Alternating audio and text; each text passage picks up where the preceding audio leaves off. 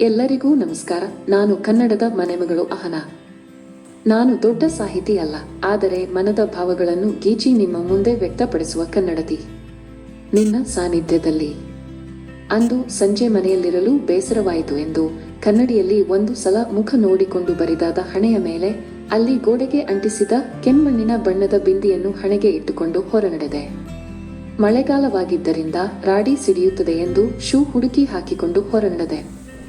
ಎಲ್ಲಿಗೆ ಹೋಗಬೇಕು ಎಂದು ಗೊತ್ತು ಗುರಿಯಿಲ್ಲದೆ ನಡೆಯಲು ಶುರು ಮಾಡಿದೆ. ಪ್ರತಿದಿನ ಗೊತ್ತಿರುವ ದಾರಿಯೊಂದು ಅಲಕಾಪುರಿ ರಸ್ತೆಯಲ್ಲಿ ನಡೆಯುತ್ತಾ ಸಾಗಿದೆ. ಮಳೆ ಆಗಷ್ಟೆಟ್ಟೆ ನಿಂತಿದೆ ಅನ್ನಲು ಕುರುಹು, ಹರಿದಾಡುವ ನೀರು ಹಾಗೂ ಕೆಸರು. ಹಾಗೆ ಮುಂದೆ ಸಾಗಿದಾಗ ಅದು ಎತ್ತರಕ್ಕೆ ಹೋಗುವ ದಾರಿ ಎಂದು ಏರತೊಡಗಿದೆ. ನೀರು ಹರಿದು ಕೆಳಗೆ ಹೋಗಿದ್ದರಿಂದ ರಸ್ತೆಯೆಲ್ಲ ಸ್ವಚ್ಛವಾದಂತೆ ಕಾಣುತ್ತಿದೆ. ಸಂಜೆ ಸಮಯ ಶಾಲೆಯಿಂದ ಮಕ್ಕಳನ್ನು ಕರೆದುಕೊಂಡು ಹೋಗುತ್ತಿರುವ ಅಮ್ಮಂದಿರು, ಇನ್ನು ಚಿಕ್ಕವರು ದೊಡ್ಡವರು ಎನ್ನದೇ ಪಾನಿಪುರಿ ಅಂಗಡಿಯ ಮುಂದೆ ನಿಂತಿದ್ದಾರೆ. ಹಾಗೆ ಮುಂದೆ ನಡೆದೆ ಚಹಾದಂಗಡಿಯ ಮುಂದೆ ಹಿರಿಯರು ಚಹಾ ಹೀರುತ್ತಾ ತಮ್ಮ ಮಾತುಕತೆಯಲ್ಲಿ ಮುಳುಗಿದ್ದಾರೆ. ಹಾಗೆ ಮುಂದೆ ನಡೆದಾಗ ಚಂದವಾಗಿ ಜೋಡಿಸಿಟ್ಟ ಹಣ್ಣಿನ ಅಂಗಡಿಗಳು, ಪುಂಡಿ ಪಲ್ಯ ಹಾಗೂ ಕೊತ್ತಂಬರಿ ಸೊಪ್ಪು ಇಟ್ಟುಕೊಂಡು ಒಬ್ಬ ಹೆಂಗಸು ನಿಂತಿದ್ದಾಳೆ. ಇದೇನಿದು, ಇಂದು ಸಂತೆ ದಿನ ಅಲ್ಲ, ಆದರೂ ಇಷ್ಟು ತಾಜಾವಿದೆ ಸೊಪ್ಪು. ಮರಳಿ ಹೋಗುವಾಗ ಸೊಪ್ಪು ತೆಗೆದುಕೊಂಡು ಹೋಗಬೇಕೆಂದು ಮನಸ್ಸಿನಲ್ಲಿ ಅಂದುಕೊಂಡೆ. ಹಾಗೆ ನಡೆಯುತ್ತಾ ಹನುಮಾನ ಗುಡಿಯ ಹತ್ತಿರ ಹೋದೆ. ಜೂನ್ ತಿಂಗಳು ಆಗಷ್ಟೇ ಮಳೆಗಾಲ ಶುರುವಾಗಿದೆ, ಆದರೆ ಮಲ್ಲಿಗೆ ಹೂವಿನ ಸೀಸನ್ ಇನ್ನೂ ಮುಗಿದಿಲ್ಲವೆಂದು ಹೂವಿನ ಅಂಗಡಿಯ ಕಡೆ ನೋಡುತ್ತಾ ನಡೆದೆ. ಹಳದಿ ಬಣ್ಣದ ಬಲ್ಬ್ಗಳು, ಚಪ್ಪರದ ಹಾಗಿರುವ ಅಂಗಡಿಗಳು, ಚಂದವಾಗಿ ಜೋಡಿಸಿರುವ ತರ ಬಣ್ಣದ ಗುಲಾಬಿ ಹೂವುಗಳು, ಚಂದವಾಗಿ ಹೆಣೆದ ಸುಂಗದರಾಜ ಹೂವಿನೊಂದಿಗೆ ನಡುವೆ ಗುಲಾಬಿ ಹೂವನ್ನು ಸೇರಿಸಿ ಮಾಡಿದ ಹಾರಗಳನ್ನು ತೂಗಿಬಿಟ್ಟಿದ್ದಾರೆ. ಮಲ್ಲಿಗೆ ಹೂವನ್ನು ಬುಟ್ಟಿಯಲ್ಲಿ ಆಗಷ್ಟೇ ಬಿಡಿಸಿ ಇಟ್ಟಿದ್ದಾರೇನೋ ಎಂದೆನ್ನಿಸುತ್ತಿದೆ. ಹೂವಿನ ಗಮ್ ಎಂಬ ಸುವಾಸನೆ ತಾನಾಗಿಯೇ ಕರೆಯುತ್ತಿದೆ ಎಲ್ಲರನ್ನೂ. ಹಾಗೆ ನಡೆಯುತ್ತಾ ಹೋದರೆ ಹೋಗಬೇಕು ಅನ್ನಿಸುತ್ತಿದೆ. ಇಲ್ಲೇ ಸಾಕು ಎಂದು ಹನುಮಾನ ಗುಡಿಯ ಒಳಗೆ ನಡೆದೆ. ಮಂಗಳವಾರವಾಗಿದ್ದರಿಂದ ಆಗಷ್ಟೇ ಪೂಜೆ ನೆರವೇರಿಸಿ ವೇಳೆದೆಲೆಯಿಂದ ಮಾಡಿದ ಅಲಂಕಾರದಲ್ಲಿ ಬ್ರಹ್ಮಚಾರಿಯಾದರೂ ಹನುಮಂತ ಜೂನ್ ತಿಂಗಳಿನ ಮದುಮಗನಂತೆ ಕಾಣುತ್ತಿದ್ದಾನೆ. ಅಲ್ಲಿ ಪಕ್ಕದಲ್ಲಿ ಶಿವಲಿಂಗಕ್ಕೂ ಕೈ ಮುಗಿದೆ. ನಾನು ಸದಾ ನಿರಾಕಾರ, ನಿರ್ಮಲ, ನಿಶ್ಚಯ ಎಂದು ಎದೆ ಉಬ್ಬಿಸಿ ಹೇಳುತ್ತಿದೆ ಕತ್ತಲೆಯ ಕಪ್ಪಾದ ಲಿಂಗ. ಹಾಗೆ ಮುಂದೆ ನಡೆದೆ. ಜಗನ್ಮಾತೆಯು ಕೆಂಪು ಬಣ್ಣದ ಹಸಿರು ಸಣ್ಣ ದಡಿಯ ಸೀರೆಯನ್ನು ಉಟ್ಟುಕೊಂಡು ಅಂದವಾಗಿ ಕುಳಿತಿದ್ದಾಳೆ. ಸೌಂದರ್ಯವೆಂದರೆ ನಾನೇ ಅಂತ ಅಷ್ಟು ಚಂದವಾಗಿ ಕುಳಿತಿದ್ದಾಳೆ. ಆ ಸೀರೆ ತ್ರಿನೇತ್ರದಲ್ಲಿ ಕುಂಕುಮ, ಹಾಲಿನಂತ ಕೆನ್ನೆಗೆ ಅರಿಶಿನ, ಪರಿಮಳಿಸುವ ಮಲ್ಲಿಗೆ ಹೂವು. ಹಾಗೆ ನೋಡುತ್ತಾ ನಿಂತೆ, ಸಮಯದ ಪರಿವೇ ಇಲ್ಲದೆ ಮೈಮರೆತು ನಾನು. ನನ್ನ ಹತ್ತಿರ ಇನ್ನೊಬ್ಬ ಭಕ್ತ ಬಂದು ಪಿಸುಧ್ವನಿಯಲ್ಲಿ ಓಂ ಭುರ್ಭುವಃ ಸ್ವಃ ಎಂದು ಗಾಯತ್ರಿ ಮಂತ್ರದ ಧ್ವನಿ ಕೇಳಿದಾಗ ಎಚ್ಚೆದ್ದು ಹೊರಬಂದು ದಕ್ಷಿಣದಲ್ಲಿ ಭಾಗದಲ್ಲಿ ಹರಿಯುವ ನದಿಯನ್ನು ನೋಡುತ್ತಾ ಕುಳಿತೆ. ನಾನೇ ಪರಿಶುದ್ಧವೆಂದು ಜಗತ್ತಿಗೆ ಸಾರಲು ಬಿಂಕದಿಂದ ಸಮಾಧಾನವಾಗಿ ಹರಿಯುತ್ತಿತ್ತು. ಆಗೊಮ್ಮೆ ಈಗೊಮ್ಮೆ ತೇಲಿ ಬರುವ ಎಲೆಗಳು, ಹೂವುಗಳು. ಸಂಜೆಯ ಬೆಳಕು ನೀರಿನಲ್ಲಿ ಮಿಂಚಿನಾಟ ಮಾಡಿ ಸುಸ್ತಾದಂತೆ ಸುಮ್ಮನಾಗಿ ಮಬ್ಬೆರುತ್ತಿದೆ. ಹಾಗೆ ನೀರನ್ನು ನೋಡುತ್ತಾ ಆಹ್ಲಾದಕರ ಅನುಭವವನ್ನು ಮನಸ್ಸಿನಲ್ಲಿ ಹಿಡಿದಿಟ್ಟುಕೊಳ್ಳುತ್ತಿದ್ದೆ. ಮಬ್ಬಿನಿಂದ ಬೇಗ ಕತ್ತಲಾದ ಹಾಗೆ ಆಯಿತು. ಮಳೆಗಾಲವಾಗಿದ್ದರಿಂದ ತಂಪೆರೆದ ವಾತಾವರಣ ಮೋಡದಲ್ಲಿ ಮರೆಯಾಗಿದ್ದಾನೆ ಚಂದ್ರ. ಇವತ್ತೇನು ಹುಣ್ಣಿಮೆಯಲ್ಲ, ಪೂರ್ಣ ಚಂದ್ರ ಕಾಣುವುದಿಲ್ಲ, ಆದರೆ ಅರ್ಧ ಚಂದ್ರನ ಬೆಳಕು ತನ್ನ ಅಸ್ತಿತ್ವದ ಗುರುತಿಗೆ ಮಂದವಾದ ಬೆಳಕನ್ನು ಪಸರಿಸುತ್ತಿದೆ. ದೂರದಲ್ಲಿ ರಥದ ಶಬ್ದ ಇಡೀ ಪರಿಸರವನ್ನು ಉಲ್ಲಾಸಗೊಳಿಸಿತು. ಇದೇನಿದು ರಥದ ಶಬ್ದವೆಂದು ಶಬ್ದ ಬರುವ ಕಡೆ ನೋಡಿದೆ.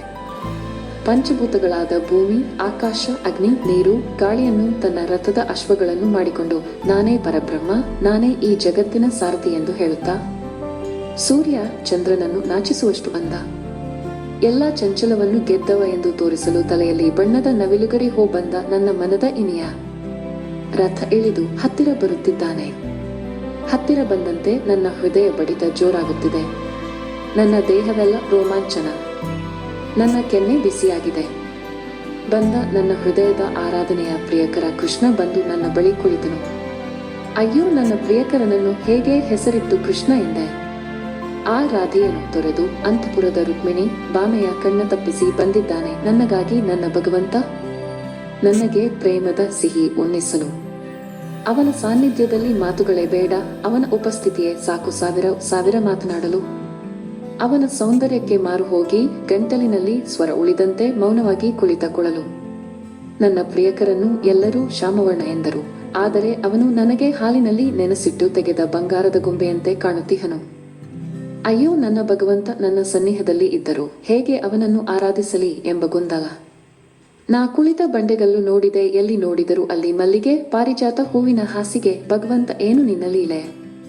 ನನ್ನ ಪ್ರಿಯಕರನ್ನು ಆರಾಧಿಸಲು ನನಗೆ ಕಷ್ಟವಾಗಬಾರದೆಂದು ನೀನೇ ಹೂವನ್ನು ತಂದಿಟ್ಟಿರುವೆ ತಂದೆ ಎಂದೆ. ಹಾಗೆ ಜರಿಯುತ್ತ ಭಗವಂತನ ಪಾದಗಳನ್ನು ನನ್ನ 2 ಕೈಗಳಿಂದ ಹಿಡಿದು ಮುದ್ದಿಸಿದೆ. ನನ್ನ ಪ್ರೇಮರಾಧನೆಯಲ್ಲಿ ನನ್ನ ಬಿಸಿಯಾದ ಕಣ್ಣೀರು ಹೃದಯದ ದೈವಕ್ಕಾಗಿ ಅಭಿಷೇಕ ಮಾಡಿದೆ. ಮತ್ತೆ ಕೃಷ್ಣನ 2 ಕೈಗಳನ್ನು ನನ್ನ ಕಣ್ಣಿಗೆ ತಂದು ಅವುಗಳನ್ನು ಮುದ್ದಿಸಿದೆ. ಜೀವನ ಸಾರಥಿಯಾದ ನನ್ನ ಭಗವಂತನ ನವಿಲುಗರಿ ಮುಟ್ಟಿ ಆನಂದಪಟ್ಟೆ. ಅವನ ಸೊಂಟದಲ್ಲಿ ಸಿಕ್ಕಿಸಿರುವ ಕೊಳಲನ್ನು ತೆಗೆದು, ತಂದೆ, ನನ್ನಗಾಗಿ ಕೊಳಲು ನುಡಿಸುವೆಯಾ ಅಂತ ಕೇಳಿದೆ. ಅವನು ಮುಗುಳ್ನಗೆ ಬೀರಿದ. ಅದೇ ಅವನ ಸಮ್ಮತಿ. ಭಗವಂತನ ಮಡಿಲಲ್ಲಿ ನಾನು ತಲೆಯಿರಿಸಿದೆ. ಮಧುರ ಕಂಠದಿಂದ ಕೊಳಲು ನುಡಿಸಲು ಶುರು ಮಾಡಿದನು. ಆಹಾ, ಇಂತಹ ಅದ್ಭುತ ಆ ನಾದ! ಇಡೀ ಜಗತ್ತನ್ನೇ ಮಲಗಿಸಬಲ್ಲ ಜೋಗುಳವದು. ಎಲ್ಲರನ್ನೂ ಮಂತ್ರಮುಗ್ಧಗೊಳಿಸುವ ಸುಂದರವಾದ ಆಂತರ್ಯದ ಸ್ವರವದು. ಆ ಭಗವಂತನ ಮಡಿಲಲ್ಲಿ ಮಲಗಿ ಅವನ ಮುಖದ ಭಾವ ಸೌಂದರ್ಯ ನನ್ನ ಎದೆಯಲ್ಲಿ ತುಂಬಿಕೊಳ್ಳುತ್ತಾ ಕಣ್ಣು ಮುಚ್ಚಿದೆ. ಅನಂತ ಸ್ವರದಲ್ಲಿ ಒಂದಾದೆ. ಆ ಅಮೃತ ಅನುಭವದಲ್ಲಿ ಕಳೆದು ಹೋದೆ. ಕಣ್ಣ ಮುಚ್ಚಿದವಳಿಗೆ ತಲೆಯ ಮೇಲೆ ನೀರು ಹನಿ ಬಿದ್ದ ಹಾಗೆ ಆಯಿತು. ಇದನ್ನು ನೀರು ಅಂತ ಕಣ್ಣು ಬಿಟ್ಟು ನೋಡಿದೆ. ಅಲ್ಲೇ ಹನುಮಾನ ಗುಡಿಯ ಮುಂದೆ ಇರುವ ಕಲ್ಲು ಬೆಂಚಿನ ಮೇಲೆ ಧ್ಯಾನ ಸ್ಥಿತಿಯಲ್ಲಿ ಕುಳಿತಿದ್ದೇನೆ. ಅಯ್ಯೋ, ಇಷ್ಟು ಹೊತ್ತು ನನ್ನ ಭಗವಂತನ ಸಾನ್ನಿಧ್ಯದಲ್ಲಿ ಇದ್ದುದು ಸುಳ್ಳ? ಇಲ್ಲ, ನನ್ನ ಕೃಷ್ಣನ ಕೊಳಲಿನ ಧ್ವನಿ ಇನ್ನೂ ನನ್ನ ಕಿವಿಯಲ್ಲಿ ಇದೆ. ಅವನ ಪರಿಮಳ, ಸೌಂದರ್ಯದ ಅಲೆಗಳು ನನ್ನ ಹೃದಯದಲ್ಲಿ ಅಲೆಗಳು ಎಳುತ್ತಿವೆ. ಅಯ್ಯೋ, ಇವೆಲ್ಲವೂ ಭ್ರಮೆನೆ ಎಂಬ ಪ್ರಶ್ನೆಗೆ ಕಲ್ಲು ಬೆಂಚಿನ ಸುತ್ತಮುತ್ತ ನೋಡಿದೆ. ನನ್ನ ಅಸ್ತಿತ್ವ ನಿನ್ನೊಂದಿಗಿದೆ ಎಂದು ಹೇಳಲು 2 ದುಂಡು ಮಲ್ಲಿಗೆ ಕಲ್ಲು ಬೆಂಚಿನ ಮೇಲೆ ನಗುತ್ತಿವೆ. ಆ ಕೃಷ್ಣನ ಸಾನ್ನಿಧ್ಯದ ಗುರುತು ಎಂದು ಅವುಗಳನ್ನು ಜೋಪಾನವಾಗಿ ಎತ್ತಿ ತೆಗೆದುಕೊಂಡೆ. ಎಷ್ಟು ಹೊತ್ತು ಆಯಿತೋ ಎಂದು ನೋಡಲು ಮೊಬೈಲ್ ತಂದಿಲ್ಲ. ಮಳೆ ಬರುವ ಹಾಗಿದೆ ಅಂತ ಬೇಗ ಎದ್ದು ಮನೆ ಕಡೆ ನಡೆದೆ. ಮಧ್ಯೆ ಪುಂಡಿ ಪಲ್ಯ ಕೊಳ್ಳಬೇಕೆಂದು ನೋಡಿದೆ. ದುಡ್ಡು ತಂದಿಲ್ಲವೆಂದು ನೆನಪಾಗಿ ಮಳೆಹನಿಯಲ್ಲಿ ಮನೆ ಸೇರಿದೆ. ಮನೆಗೆ ಬರುವಷ್ಟರಲ್ಲಿ ಈ ಜನ್ಮದ ಗೆಳೆಯ ನನ್ನ ಗಂಡ ಏನೇ ಮನೆಯಿಂದ ಹೊರಗೆ ಹೋಗಬೇಕಾದರೆ ಮೊಬೈಲ್ ತೆಗೆದುಕೊಂಡು ಹೋಗು ಅಂತ ಎಷ್ಟು ಸಲ ಹೇಳಬೇಕು ಅಂತ ರಾಗ ತೆಗೆದರು. ಅಯ್ಯೋ, ತಪ್ಪಾಯ್ತು, ಮತ್ತೆ ಹಾಗೆ ಮಾಡಲ್ಲ ಅಂದೆ. ನನಗೆ ಗೊತ್ತು, ಪ್ರತಿ ಬಾರಿ ಇದೆ ಹೇಳುತ್ತೀಯ, ಮತ್ತೆ ಅದೇ ತಪ್ಪು ಮಾಡತ್ತೀಯ ಅಂತ. ಸರಿ, ಹೋಗಿ ಅಡುಗೆ ಮಾಡು, ಹೊಟ್ಟೆ ಹಸಿದಿದೆ ಎಂದರು. ಅಬ್ಬಾ ಎಂದು ಅಡುಗೆ ಮನೆಗೆ ಬಂದೆ. ಅಲ್ಲೇ ಪಕ್ಕದಲ್ಲಿರುವ ರಾಧಾಕೃಷ್ಣ ಮೂರ್ತಿಯ ಪಾದಕ್ಕೆ ಆ 2 ಹೂವುಗಳನ್ನು ಅರ್ಪಿಸಿದೆ. ಒಂದು ಸಂತೃಪ್ತ ಭಾವಮನದಲ್ಲಿ ಅಡುಗೆ ಮಾಡಲು ಸಜ್ಜಳಾದೆ.